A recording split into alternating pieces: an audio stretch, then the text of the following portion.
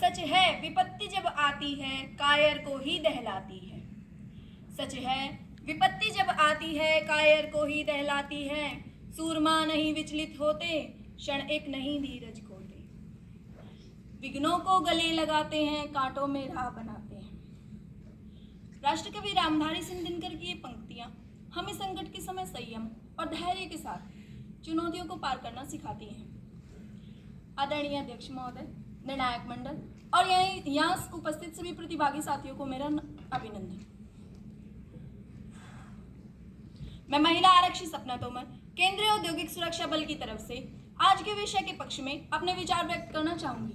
महोदय, आतंकवादियों और नक्सलवादियों का सामना करते समय मानवाधिकारों का पालन करना एक कठिन और चुनौतीपूर्ण कार्य है, किंतु हमारे 1 वर्ष के प्रशिक्षण के दौरान हमें यह सिखाया गया है कि हमें अपने हथियार का प्रयोग कब, कहाँ, कैसे, किन परिस्थितियों में और किस पर करना है। यही अंतर है हम सुरक्षा बलों और आतंकियों में। क्या आप इस अंतर को समाप्त करना चाहते हैं? महोदय, हथियार हम दोनों के हाथों में, किंतु उसे चलाने का विवेक ही हमें एक सैनिक बनाता है। मैं आपका प्रश्न है कि 10 सैनिकों की टुकड़ी के साथ 1000 आतंकियों के होते हुए हम मानवाधिकारों का पालन कैसे करेंगे? तो मैं आपसे पूछना चाहती हूँ कि आप क्या चाहते हैं? कि आप संविधान और मानवाधिकार की अवहेलना कर उसी क्षण उन्हें गोलियों से भून दें? इससे क्या हासिल होगा? क्या इससे जनसामान्य हमसे उसी प्रकार नफरत नहीं करेगी जिस प्रकार वो जनरल डायर से करती है? क्या आप इतिहास में अपना नाम जनरल डायर के स्थान पर दर्ज कराना चाहते हैं? राष्ट्र के सांकेतिक ढांचों की सुरक्षा करना ही एक सैनिक का कर्तव्य नहीं है, अपितु उसमें रहने वाले नागरिकों के मौलिक अधिकारों की रक्षा करना भी हमारा दायित्व है। मैं आपको बताना चाहूंगी कि अमेरिका जैसा विकसित देश भी अपने तमाम सैन्य बल 20 वर्षों के लगातार आर्थिक और राजनैतिक प्रयासों के बावजूद भी अफगानिस्तान से तालिबान का खात्मा नहीं कर पाया, उसे वापस लौटना पड़ा। यहाँ आपको समझना होगा कि आतंकवाद और उग्रवाद एक विचारधारा है, आप उसे बंदूक की नोक पर समाप्त नहीं कर सकते। इसके लिए आपको आवश्यकता होगी आर्थिक और राजनैतिक कूटनीति की, वहां के जनसामान्य के मन में सुरक्षा के बलों के प्रति सम्मान का भाव पैदा करने की।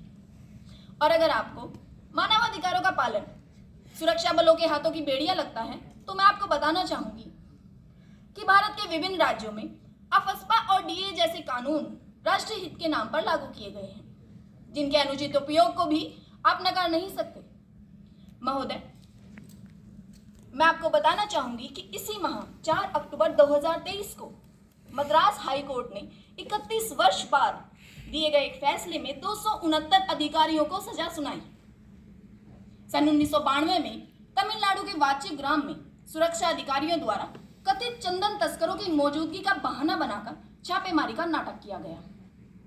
वहां उन्होंने निर्दोष ग्रामवासी को बेरहमी से पीटा, 19 आदिवासी महिलाओं के साथ दुराचार किया, जिसमें एक 8 माह की गर्भवती स्त्री और एक 13 वर्षीय मासूम बच्ची शामिल थी। क्या यह घटना इस बात का सबूत नहीं कि सेना का निरंकुश होना समाज के लिए कितना घातक सिद्ध हो सकता है? एक अन्य उदाहरण मैं आपको बताना चाहूंगी, ऑपरेशन ब्लू स्टार, जिसमें पंजाब पुलिस ने सीआरपीसी 46(3)A का हवाला देते हुए 5835 एनकाउंटर किए। इतने सामूहिक जनसंहार के बावजूद पंजाब से खालिस्तान आतंकवाद को आप समाप्त कर पाए? वर्तमान में भी हम उसी समस्या से जूझ रहे हैं। द्वितीय विश्व युद्ध में जापानी सैनिकों ने कोरिया की महिलाओं के साथ ऐसी बर्बरता की जिसे देख विश्व की रूह कांप उठी।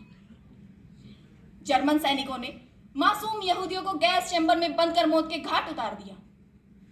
1 करोड़ 20 लाख लोग इस युद्ध में मारे गए। सैनिकों द्वारा किए गए इस जघन्य अपराधों के बावजूद आप उनके हाथ खोल देने की बातें करते हैं। महोदय, युद्ध की विभीषिका क्षणिक होती है, किंतु इसके परिणाम चिरस्थायी होते हैं।